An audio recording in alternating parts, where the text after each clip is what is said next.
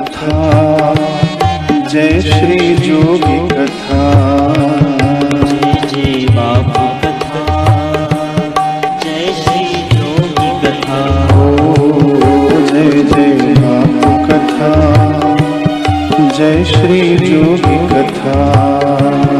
जय जय बाबू कथा, जय श्री जोगी कथा।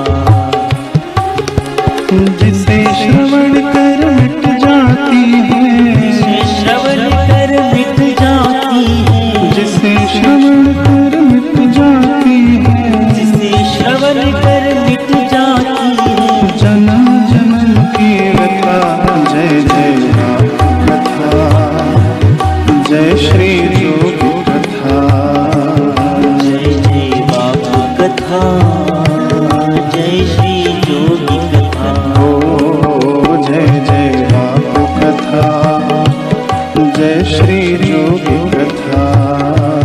जय जय बाबू कथा, जय श्री जोगी कथा।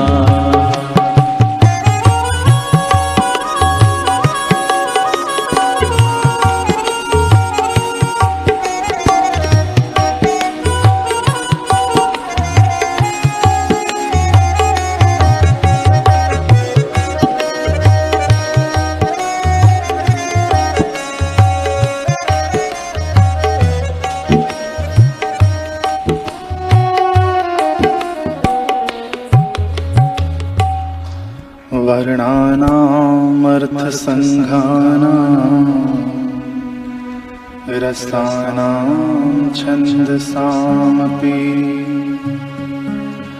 मङ्गलानां च कर्तारो वन्दे वाणी विनायको।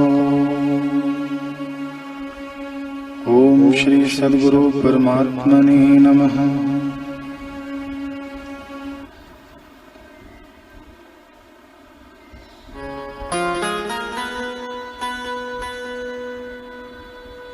श्री आशा रामायण जी कथामृत में हम चिंतन मनन कर रहे हैं रूप पर, हृदय रूप विचार।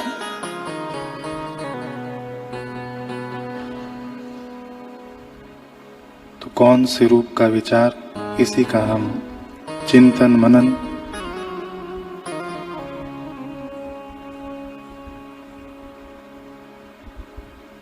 तो गुरु चरण रज शीश धरी, हृदय रूप विचार।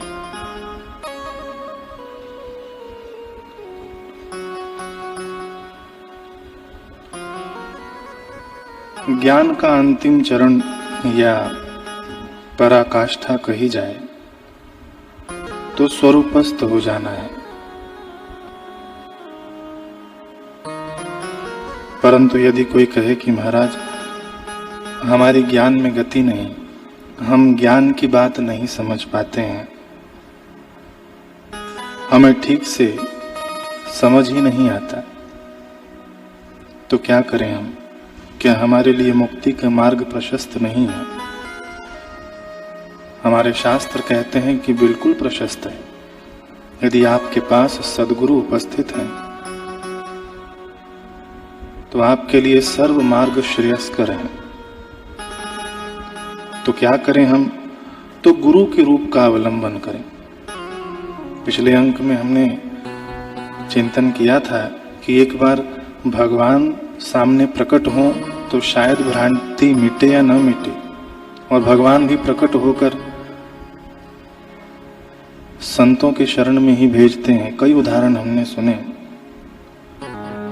और सबसे बड़ा उदाहरण भगवान अर्जुन के सामने है। फिर भी भगवान अर्जुन की शंका मिटाने के लिए कितनी मशक्कत कर रहे हैं।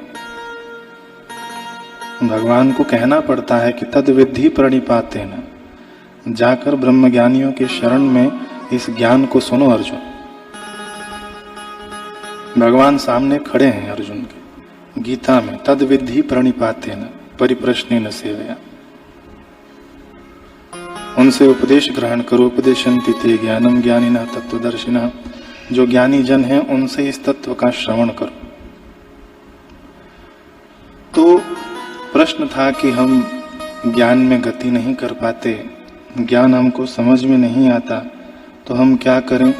तो हमारे शास्त्र कहते हैं कि गुरु के रूप का अवलंबन करें, अपने इष्ट के रूप का अवलंबन करें। लेकिन एक बात यहाँ पर अवश्य हमें ख्याल रखनी चाहिए कि हम अपने गुरु को या अपने इष्ट को जितना बड़ा मानेंगे या कह लें जितना बड़ा हम बनाएंगे, थोड़ा सा ध्यान देने लायक बात है, उतने ही बड़े हम बनेंगे।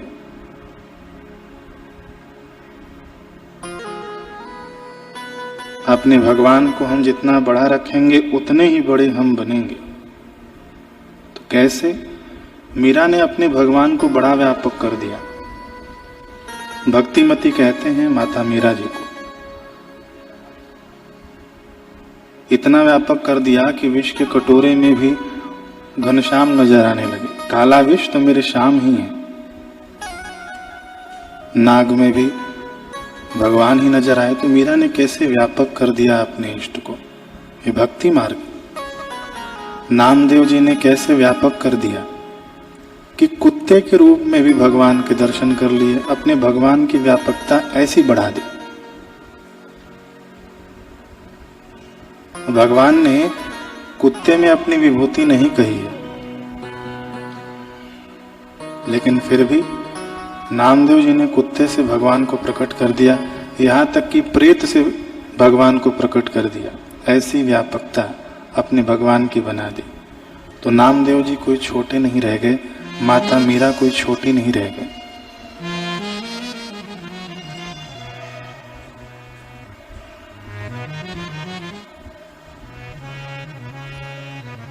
तो महाराज हम तो कर्म योग से जाते हैं, हमको सेवा में रुचि है, हमें भक्ति करने नहीं आता, ज्ञान समझ में नहीं आता, तो कर्म योग भी हम ऐसे करें कि मैं किसी व्यक्ति विशेष की सेवा नहीं कर रहा हूं, मैं स्वयं की सेवा कर रहा हूं। भक्ति होगी तभी सेवा में गति होगी। सेवा में गति भक्ति का ही प्रसाद है।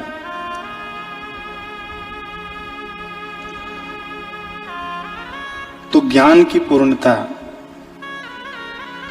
और भक्ति की पूर्णता इसी में है कि हम अपने आराध्य का सर्वत्र अनुभव करने लगे, अपने आराध्य को हम सर्वत्र देखें। ये ज्ञान की पूर्णता है, भक्ति की पूर्णता है। तो यहां तक पहुंचने के लिए एक मार्ग चाहिए जो शास्त्र हमें बताते हैं, और एक पद्धति चाहिए। शास्त्र कहते हैं कि हम एक जगह पर पूर्ण श्रद्धा से, पूर्ण निष्ठा से गुरु को भगवत रूप में स्वीकार करें। आते हैं हम स्वरूप पर, लेकिन ये भूमिका आवश्यक है। तो गुरु में हम भगवत तत्व को स्वीकार करें या गुरु में भगवान का दर्शन करें, यही इस आध्यात्मिक जगत की प्राइमरी कह लीजिए या शुरुआत कह लीजिए। यहीं से शुरुआत होती है अध्यात्म जगत की।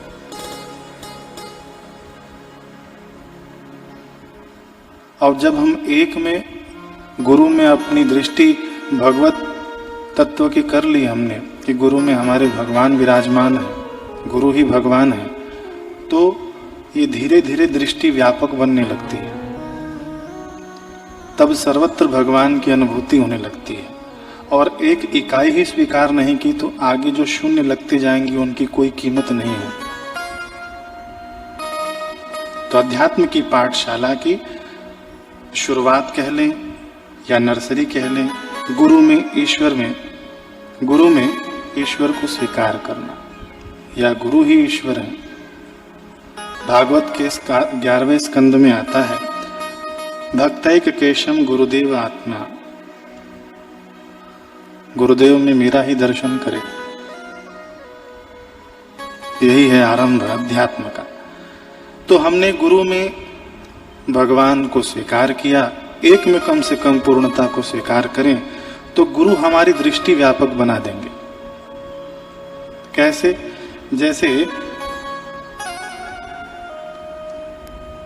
अर्जुन पूरा समर्पण करता है भगवान के आगे, तब भगवान ने कहा कि तू मेरे में ईश्वर मामेकम शरणम व्रज, तू मेरी शरणागत हो जा। फिर क्या किया भगवान ने? विभूति योग, यानी इसके पहले हम सुने कि अर्जुन कहता है कि परम ब्रह्म परम धामम पवित्रम परमम भवान पुरुषम शाश्वतम दिव्यम आदि देवमजम विभुम, कि भगवान, अर्जुन कहता है भगवान आप परम ब्रह्म परम धाम और परम पवित्र हैं, क्योंकि आपको सब ऋषिगण सनातन दिव्य पुरुष एवं देवों का भी आदि देव बोलते हैं। और मैंने भी ऐसा सुना है कि आप अजन्मा हैं, सर्वव्यापक हैं। देव ऋषि नारद जी भी कहते हैं, और असित और देवल ऋषि भी कहते हैं, और भगवान वेदव्यास जी ने भी आपको ऐसे ही बताया है। लेकिन भगवान आप ये कहते हैं कि जैसे आप व्यापक हैं, आप परम पवित्र हैं, दिव्य पुरुष हैं, वैसे मैं भी हूं। तो ये बात मेरे समझ में नहीं आ रही है। देखिए भगवान यहाँ पर स्वयं के रूप का प्रतिपादन कर रहे हैं कि अर्जुन वो तू भी वही है जो मैं हूं। लेकिन अर्जुन कहता है कि भगवान मैंने सुना है कि आप ऐसे ऐसे हैं, आपके बारे में तो मैंने सुना है, लेकिन आप कहते हैं कि मैं भी ऐसा ही हूं। भगवान सामने खड़े हैं लेकिन अज्ञान मिटा नहीं। तब भगवान ने अपने विभूति योग का गान किया है। एक में भगवान को माना, अब भगवान कहते हैं कि तू पीपल में भी मुझे ही देख, अरेमा में भी मुझे ही देख, है ना। देवर्षि नाम च नारद, तू नारद जी में भी मुझे ही देख। इंद्रियों में मन में हूं तो मन में भी मुझे ही देख। उच्च श्रवा घोड़ा में हूं, भक्तों में प्रहलाद में हूं, दैत्यों में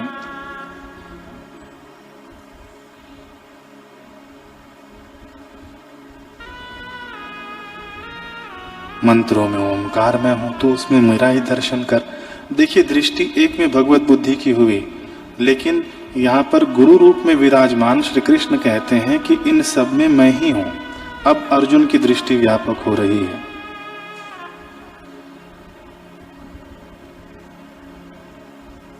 तब एक से अनेक में गुरु व्यापक हो गए। धीरे धीरे ऐसे ही करते करते पूरे संसार में गुरु का ही दर्शन। जड़ चेतन जग जीव जत सकल राम में जानी, बंदो सब के पद कमल सदा जोरी जुग पानी। सब में भगवान के ही दर्शन। सिया राम में सब जग जानी, करूं प्रणाम जोरी जुग पानी।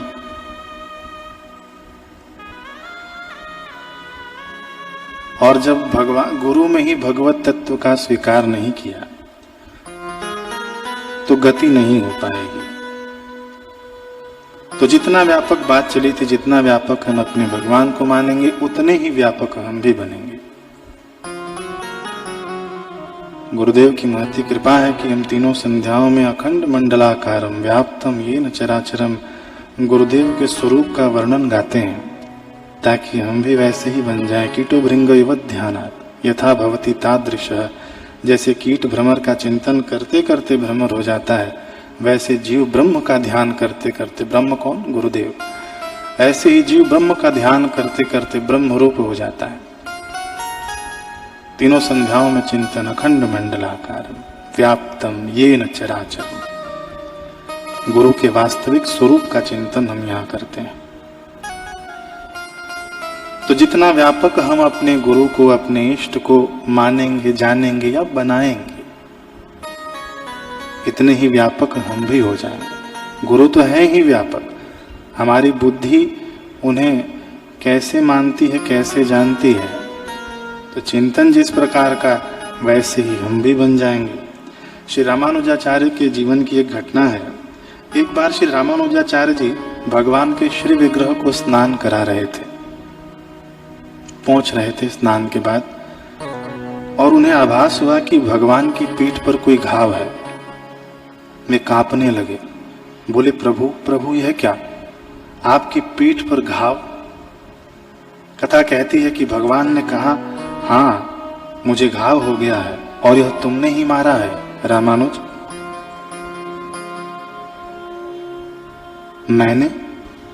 मैं आपको कैसे मार सकता हूं भगवान, आप तो मेरे आराध्य हैं, मेरे पूज्य हैं।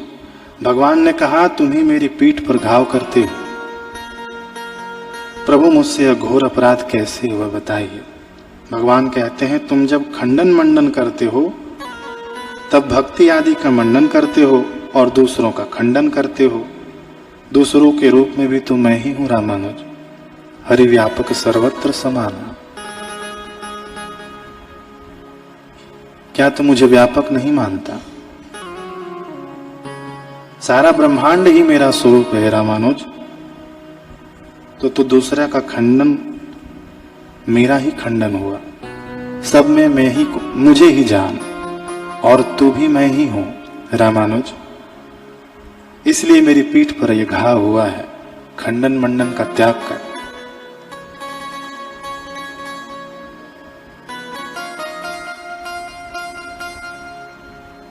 ये रूप का चिंतन। अच्छा, भगवान ने गीता जी के 10वें अध्याय में विभूति योग बताया कि इसमें भी मैं हूं, इसमें भी मैं हूं, तो इन विभूतियों में तू मेरे दर्शन कर। लेकिन फिर भी अर्जुन का विषाद मिटा नहीं। फिर 11वें अध्याय में भगवान ने विश्व रूप का दर्शन करा दिया। पहले भगवान ने 10वें अध्याय में कहा कि इसमें भी मैं हूं, इसमें भी मैं हूं, इसमें भी मैं हूं, और 11वें अध्याय में भगवान ने विश्व रूप दर्शन में कहा कि सब मुझी में है। अब विश्व रूप के दर्शन करने के बाद अर्जुन कहता है कि अरे भगवान, मेरे से बड़ी गलती हो गई, मैं तो आपको सखा मानता था, आप तो व्यापक हैं। फिर भी यहां पर अर्जुन की बुद्धि में सुधार नहीं हुई, पूरा मोह मिटा नहीं, पूरा तम मिटा नहीं। इसके बाद 12वें अध्याय में भगवान भक्ति का प्रतिपादन करते हैं। भक्ति योग, 12वां अध्याय भक्ति योग है।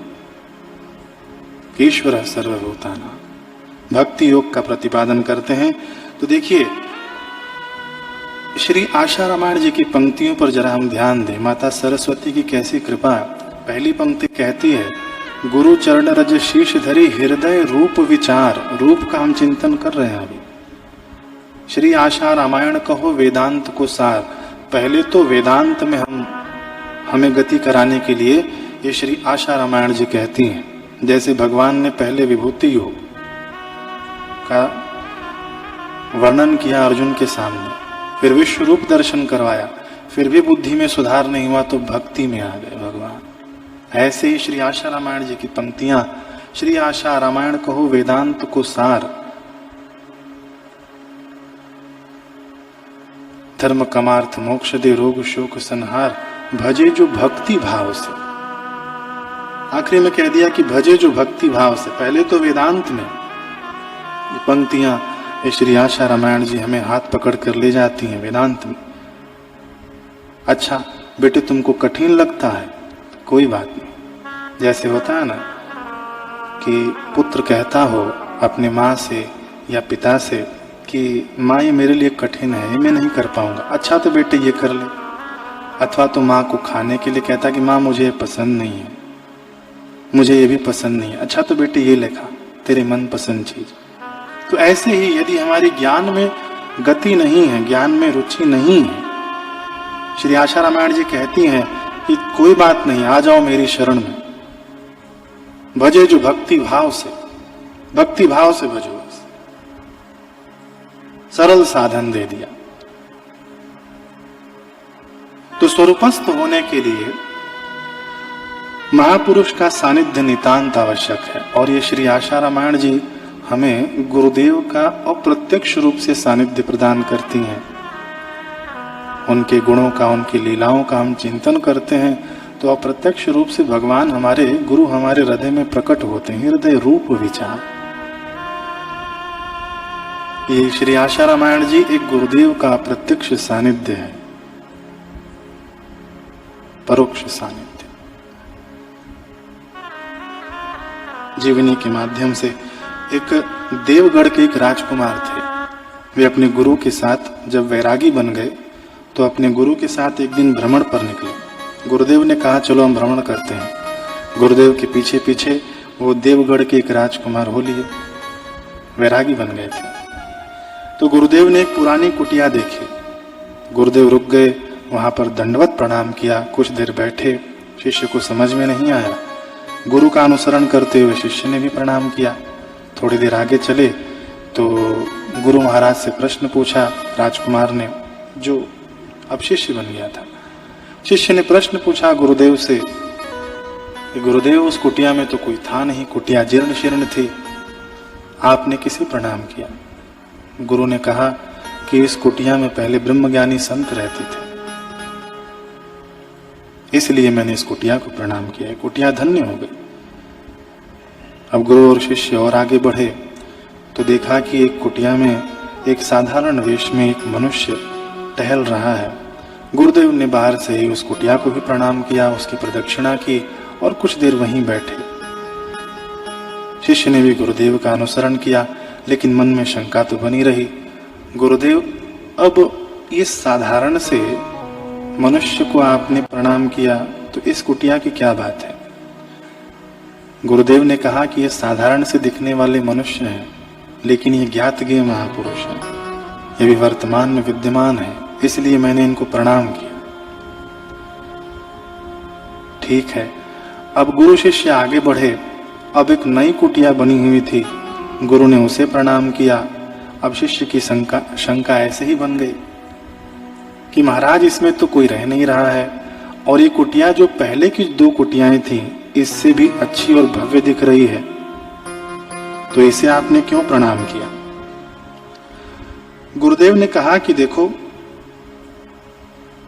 इसमें आगे चलकर ब्रह्मज्ञानी संत आकर रहने वाले हैं, और जब किसी मंदिर का शिखर बन जाता है, मंदिर का बाहर का ढांचा जब बन जाता है और उसमें मूर्ति भले नहीं होती है, लेकिन दूर से ही लोग प्रणाम करके चले जाते हैं या प्रणाम करते हैं। मूर्ति होती है तब भी प्रणाम करते हैं, और मूर्ति नहीं है कभी कभार मंदिर में तो भी लोग मंदिर का शिखर देखकर हाथ जोड़कर प्रणाम कर लेते हैं। लेकिन यहाँ इस कुटिया में, तीसरी कुटिया को दिखाते हुए कहते हैं, लेकिन यहाँ इस कुटिया में तो अमूर्त नाचेगा, अमूर्त बोलेगा, अमूर्त देखेगा, और अमूर्त की कृपा से दूसरों के अंदर भी अमूर्त प्रकट हो जाएगा। यह ऐसी जगह है, इसलिए मैं इसे प्रणाम करता हूं।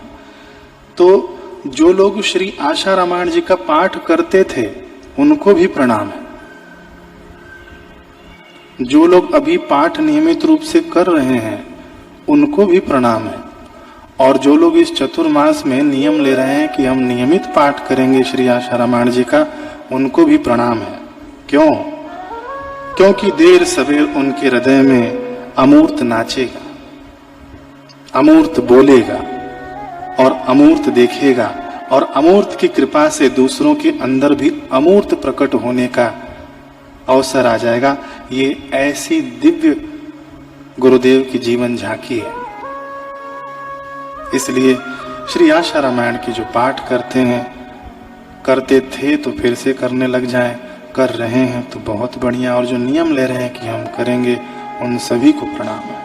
अमूर्त नाचेगा उनके अंदर देर सवेर, अमूर्त बोलेगा, गुरुदेव स्वयं प्रकट हो जाएंगे।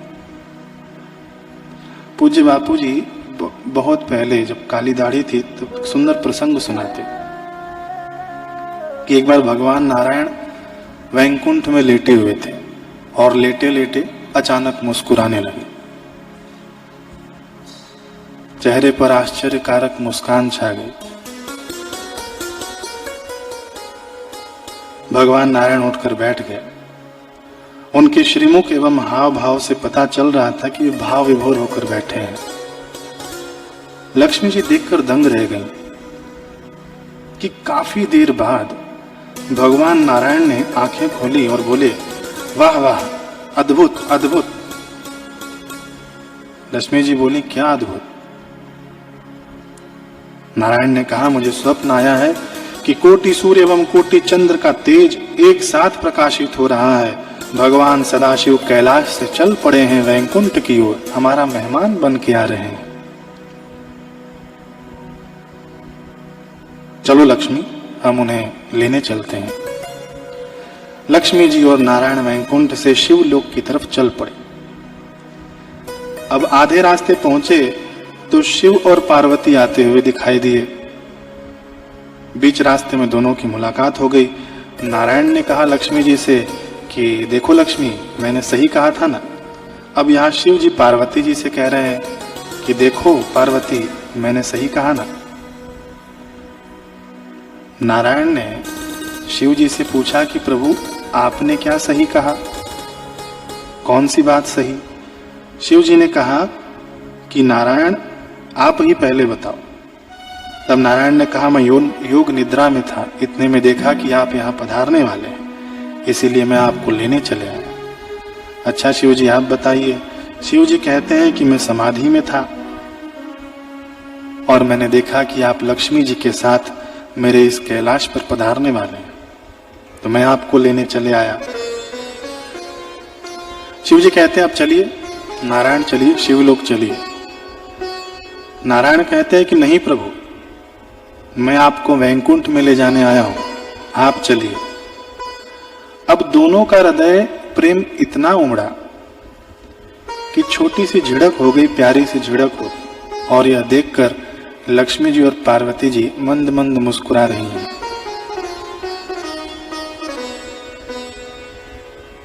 नारायण कहते हैं कि भगवान आप चलिए। शिव जी कहते हैं कि नहीं भगवान, आप चलिए। अब इतने में नारद जी आ गए, नारायण नारायण कहते हुए। नारायण कहते हैं कि बहुत बढ़िया नारद जी, आइए, पधारिए। आप तो दुनिया के समस्त झमेलों को संभालते हैं, संवारते हैं, लेकिन हमारा मामला भी जरा संवार दीजिए। मैंने ऐसे ऐसे स्वप्न देखा है और शिव जी ने ऐसे ऐसे स्वप्न देखा है, तो बताइए नारद जी, शिव जी को वैकुंठ चलना चाहिए कि नहीं चलना चाहिए? और नारद जी ध्यान रहे, न्याय करना, शिव जी वैकुंठ आने ही चाहिए। तुम तो मेरे पक्ष में हो, नारायण नारायण जपते हो, मेरा पक्ष लो। अब नारद जी असमंजस में पड़ गए कि मैं किसका पक्ष लूं। दोनों स्वरूप से तो एक ही हैं, नारायण भी शिव भी। नारद जी ने हाथ जोड़ा और दोनों की प्रदक्षिणा करने लगे और कहने लगे, हरिओम नमः शिवाय, हरिओम नमः शिवाय। अब शिव जी कहते हैं, लो हो गया न्याय। हरिओम नमः शिवाय ये क्या होता है? ना नारायण की तरफ रहे ना शिव जी की तरफ रहे, हरिओम नमः शिवाय। लक्ष्मी जी और पार्वती जी मुस्कुरा रही हैं। शिव जी ने कहा, लक्ष्मी जी आप ही निर्णय लीजिए। पार्वती जी ने भी हाँ कही कि हाँ लक्ष्मी बहन, आप ही निर्णय कीजिए। लक्ष्मी जी कहती हैं कि शिव जी ने देखा कि उनको प्रभु याद कर रहे हैं एवं उनकी ओर आ रहे हैं, और मेरे प्रभु ने भी देखा कि शिव जी वैकुंठ आ रहे हैं। मैं तो यह चाहूंगी कि शिव जी अपने को नारायण समझकर शिवलोक पधारे। देखिए कितनी सुंदर कथा है, ये मात्र कथा नहीं है, ज्ञान है। माता कहती हैं कि मैं चाहती हूं कि शिव जी अपने को नारायण समझकर शिवलोक पधारें और भगवान नारायण अपने को शिव समझकर वैकुंठ पधारें। शिव नारायण और नारायण शिव हैं। और मैं तो क्षमा चाहूंगी कि आपने मुझे मध्यस्थ बनाया, अन्यथा आप दोनों का स्वरूप एक है। तब मध्यस्थ रहने वाली मैं आपसे अलग कैसे रह सकती हूं? लक्ष्मी भी नारायण है, लक्ष्मी ही पार्वती है, लक्ष्मी ही शिव है, लक्ष्मी ही नारद है।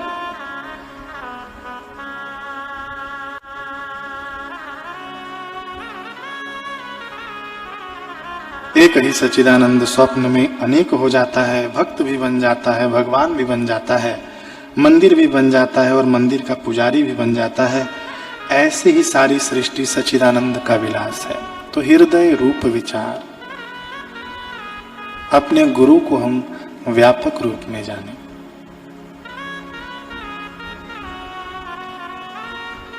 हम अपने गुरु को कुंठित न करें अपनी मान्यताओं से, अपनी बुद्धि से। गुरु जैसे अपने स्वरूप को दर्शा रहे हैं, जैसे दिखाना चाहते हैं, ऐसे गुरु के स्वरूप को हम स्वीकार करें।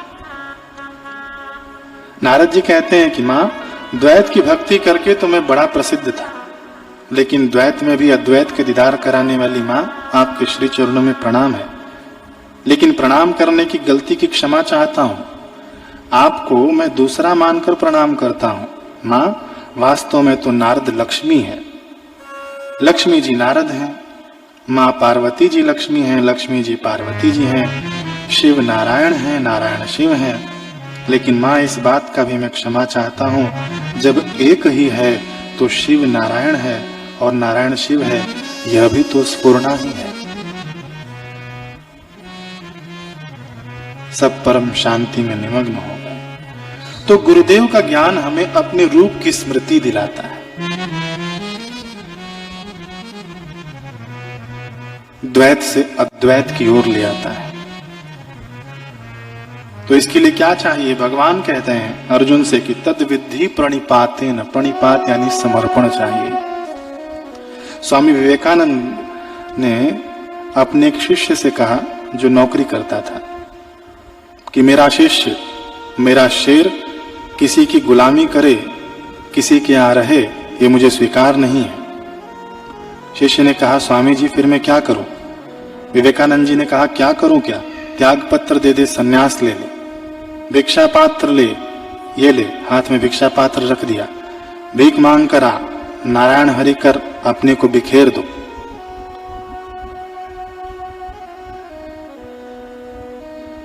शिष्य ने कहा जो आज्ञा।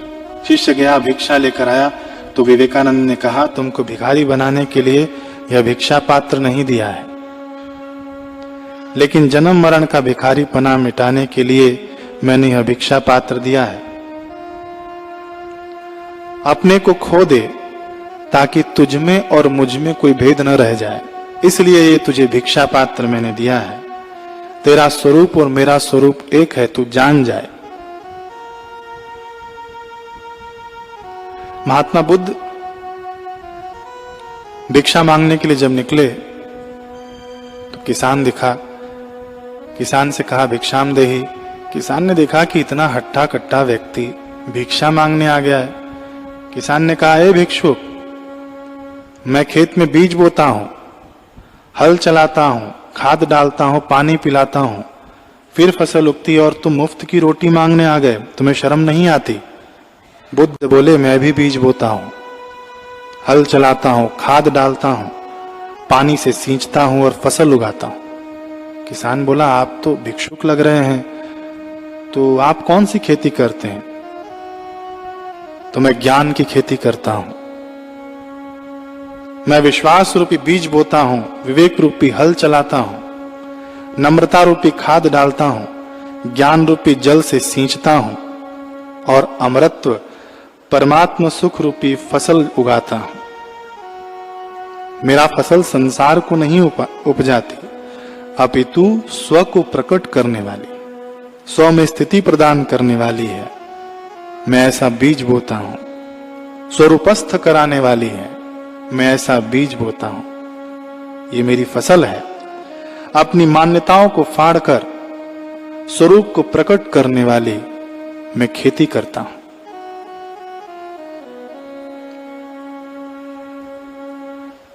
पूज्य बापू जी से किसी कबीर पंथी एक युवक ने पूछा कि महाराज सत्संग में सुना है कि खरे निशाने चोट, बापूजी सत्संग में प्राय बताते हैं, तो महाराज आत्मा परमात्मा हृदय में है, लेकिन कौन सी जगह है और कहां चोट करनी है? पूज्य बापूजी ने कहा कोई ऐसी जगह है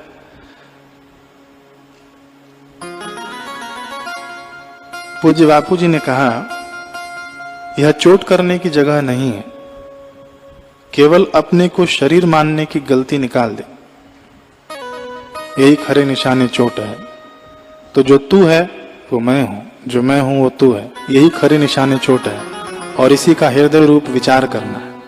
श्री आशा रामायण जी की पहली पंक्ति, हृदय रूप विचार, जो तू है वो मैं हूं, जो मैं हूं वो तू है। सोहम का गीत सुनाते हैं। तो गुरु हमें व्यापक बताते हैं ताकि हम भी व्यापक तत्व में प्रतिष्ठित हो जाएं। हृदय रूप विचार। स्वामी राम तीर्थ चीख चीख कर कहते थे कि हे पृथ्वी तल के नव युवकों, खबरदार, तुम्हारा पहला कर्तव्य अपने स्वरूप को पहचानना है। शरीर और नाम के बंधन को गर्दन से उतार डालो और संसार के बगीचे में विषयों के दास बने हुए बोझ लादने के लिए बेकार में आवारा बनकर मत फिरो। अपने स्वरूप को पहचान कर सच्चे फुलवारी का दृश्य देखते हुए निज स्वतंत्रता में मस्त होकर विचरण करो। स्वामी राम तीर्थ से चीख चीख कर कहते थे। वेदांत तुम्हें काम धंधे से नहीं छुड़वाता, केवल तुम्हारी दृष्टि बदल देता है। गॉड इज नोवेयर, इसको ईश्वर कहीं नहीं, संसार ही संसार है पढ़ने के स्थान पर। गॉड इज नाउ हियर, ईश्वर अब यहां है, जिधर देखता हूं उधर तू ही तू है। ऐसे गीत गाओ, ऐसे स्वामी राम तीर्थ चिल्ला चिल्ला कर कहते।